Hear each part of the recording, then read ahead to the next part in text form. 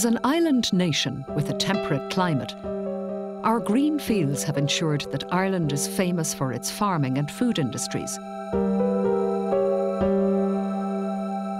Now, Irish investigators are taking advantage of emerging technologies in order to try growing crops in innovative ways.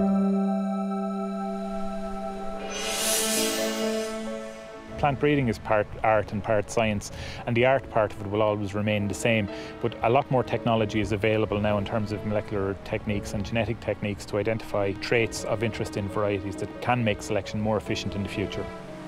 New technologies and dedicated research have also opened up new horizons for plant growers in areas like human health and are making substantial advances in the fight against some fatal diseases.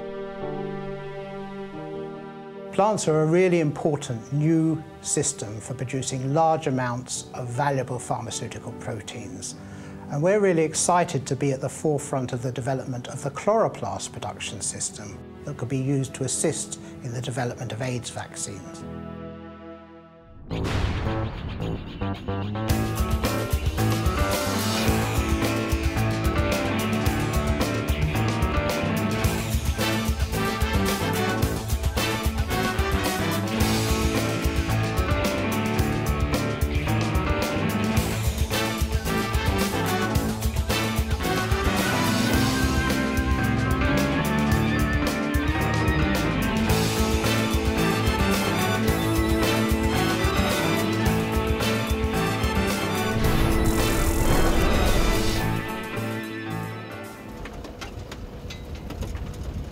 The potato has played a vital role in Irish history.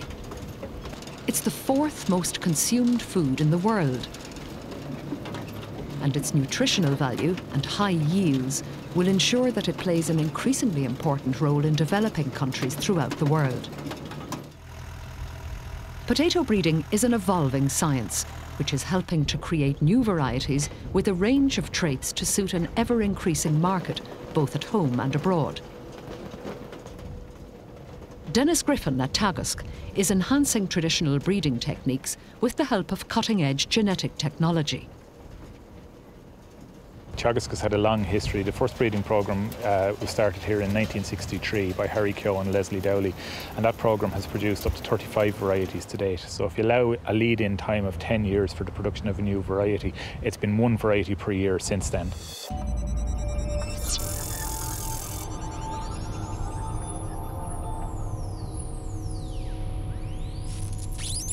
It's a lengthy process to successfully develop new breeds of potatoes, and they can often be susceptible to a range of diseases, such as potato late blight, which can have a devastating impact on yields. Here at Teagasc Crops Research Centre in Oak Park, Dennis devotes his time to the breeding of new disease-resistant potato varieties in his innovative breeding programme. Each year, an exhaustive process begins. This is the beginning of the entire breeding programme. All the genetic material and the traits that we want are contained within the parents in this glasshouse. We perform interspecific crosses here between parents with complementary traits. We take flowers before they mature and emasculate them or remove the male anthers. This prevents the flower from self-fertilizing. Then we select a male parent with complementary traits to the female parent. We remove pollen, place it onto the female stigma of the flower. If the fertilization is successful, a berry forms.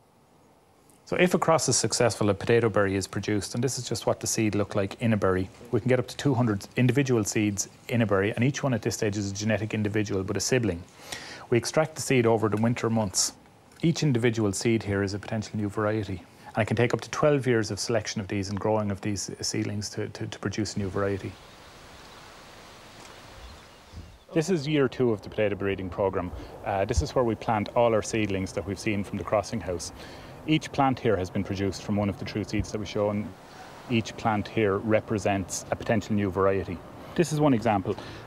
We've moved from true seed to a tuber generation, and you can see that each plant produces 3 to 4 small tubers. Because We have very little seed. We can do no testing in terms of disease resistance or cooking quality or anything like that. We have to wait until we multiply more seed. So we take one tuber from each plant, and these are sown in the field in Wicklow, in our isolation centre in Wicklow, and we begin to select the numbers from there over about 10 to 12 years.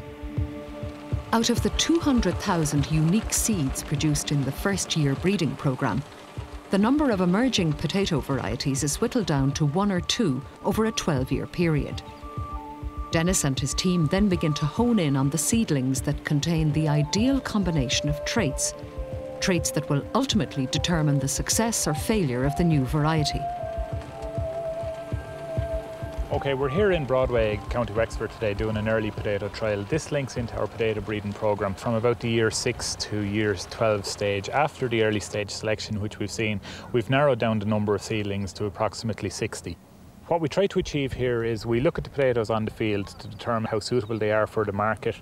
Potato is a very, very difficult crop to select. There are over 50 different traits that we assess in the production of a new variety, and it ranges from all the cooking and taste characteristics, disease resistance, shape, right through to maturity, flesh colour, texture. It's very difficult to combine all of those traits into one discrete variety. One of the biggest threats to the success of any breeding programme is the susceptibility of those varieties to disease. Blight and pest-based disease are still very much a cause for concern for Irish farmers. Helping Dennis to identify and get to the origins of these and many other traits, one Teagasc investigator, Dan Milbourne, is using a very special technique, genetic fingerprinting. Dennis has the, I suppose, unenviable job of selecting varieties based on the expression of genes, the characteristics or traits. My part of the process involves tracking down the genes that are responsible for these traits and giving Dennis the capacity, instead of having to select on the basis of the expression of the gene, which is what you see in the field, give him the capacity to look directly within the plant, and I can tell him for definite whether that plant has the gene he's interested in.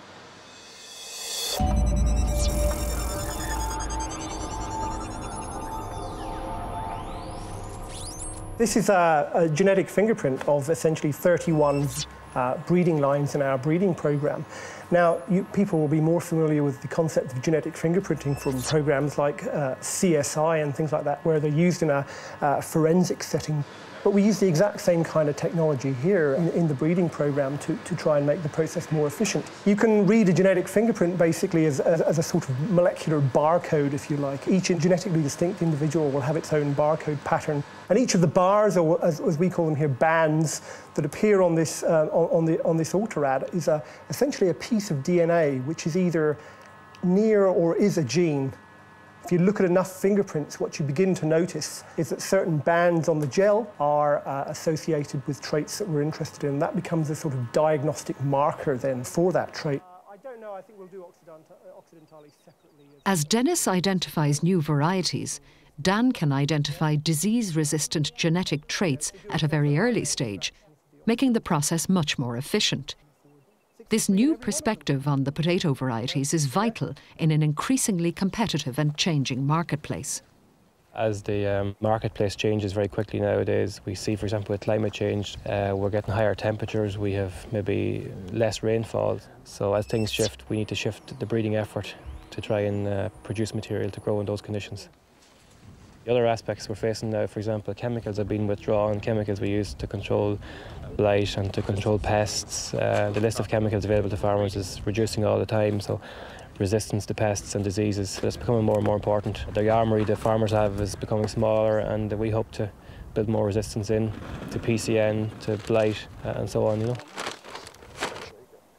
This is some late blight which has infected a potato seedling. And in crops which haven't been sprayed, the loss can be 100% if you get an early infection in the year. Our climate is particularly well suited towards blight. Now, resistant varieties would have a lot to contribute in that context, in that varieties would last longer without fungicide applications, but also would need less applications of fungicide. The last 2 years have been particularly difficult blight years due to the weather conditions. Using genetic fingerprinting, Milbourne is now able to identify disease-resistant traits for blight and the potato cyst nematode, or PCN, by the presence of DNA markers, which maximises the chances of selecting new resistant varieties in the future. So we've got something here. If you look at this particular one, there's a band here in this individual which is associated with resistance to potato cyst nematode or eelworm, which is a very, very important pathogen, which is one of the breeding targets for the programme, to breed resistant varieties to this. It's a soil-borne pathogen. It's a microscopic worm that infests the roots of potatoes. And the way it's controlled currently is to actually take very, very toxic substances and rotivate them into the top several centimetres of the soil. And there's concerns about using these chemicals to control them. So developing varieties that are resistant to PCN is a very, very important target for breeding programmes worldwide.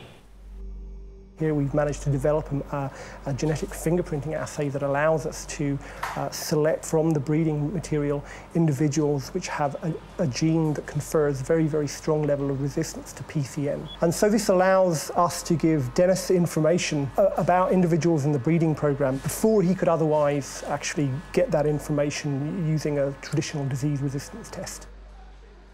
One of the limiting factors in the production of varieties has been the amount of labour it takes to screen varieties at a very early stage, and the amount of potato material which is available to us, because most disease resistance tests are very destructive and use up plant material. By conducting these genetic tests at a very early stage, we can identify the genes and hence the traits of interest and retain those in our programme and increase our selection intensity for those traits. And this maximises the chances of us producing more disease-resistant varieties in the future. In Oak Park, at the tasting stage of the programme, Dennis gets closer to finding those varieties that will be seen on the supermarket shelf, both here and abroad.